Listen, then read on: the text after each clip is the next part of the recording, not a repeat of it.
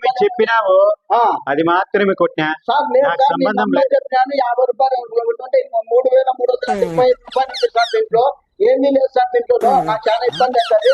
నా పెళ్ళం ఇంత కూడా రాలేదు సార్. మళ్ళీ నేను ఇబ్బంది పడ్డాను. చాలా ఇబ్బంది పడ్డా. చూడండి సార్ మీరు. నాకు ఈ ముందు నీ దాంట్లో ఎంత అమౌంట్ ఉందో నాకు తెలియదు. సార్ ఉంది ఇప్పుడు సార్. ఏమి ఇప్పుడైతే 0 ఉంది. సార్ ఉంది సార్.